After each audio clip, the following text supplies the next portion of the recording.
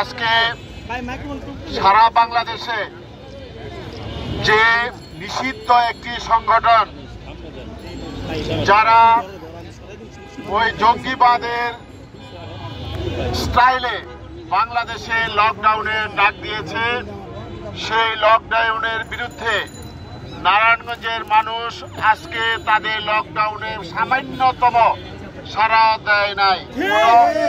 কোন আওয়ামী লীগ, যুবলীগ, ছাত্রলীগ থেকে শুরু করে কোন পেতাত্তাদের, হাসিনার পেতাত্তাদের মাঠে পাওয়া যায় নাই। আপনারা জানেন যে শেখ হাসিনা দেশের শত্রু, জনগণের শত্রু। সে গত 15 বছর বাংলাদেশের মানুষকে হত্যা, খুন, গুম, নির্যাতন করেছে।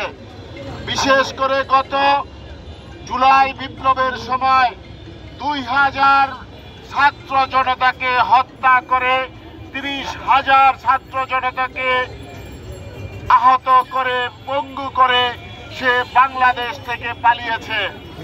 আজকে আপনারা দেখেছেন শেখ হাসিনা বিচারকে ভয় পায়। শেখ হাসিনা আইনের কাঠগড়ায় দাঁড়াতে ভয় পায়।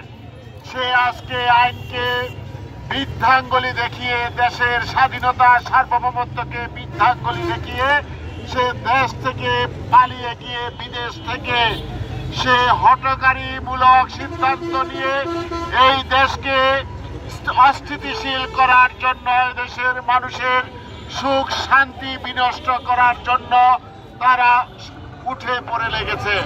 কিন্তু আজকে প্রমাণ হয়েছে যে নারায়ণগঞ্জের মানুষ তাদের সেই ফাঁদে পা দেয় নাই। কোন লোক আজকে এই রাস্তায় বের হয় নাই তাদের কর্মসূচিতে। আজকে আমরা বলতে চাই, কোন নিষিদ্ধ সংগঠনের কোন কাউকে যদি পাওয়া যায় আপনারা ধরে পুলিশের সুপর্দ করবেন।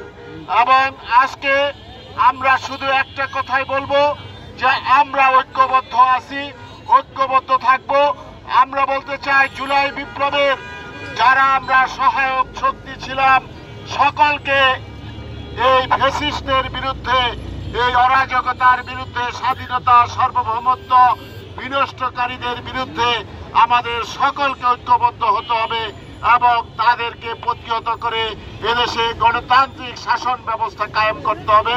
আগামী দিনে আমরা এই বাংলাদেশে যে নির্বাচন হবে সেই নির্বাচনে ধানের শীষ মার্কাকে আমরা বিজয় করব, এই আশাবাদ ব্যক্ত করে আজকে আপনারা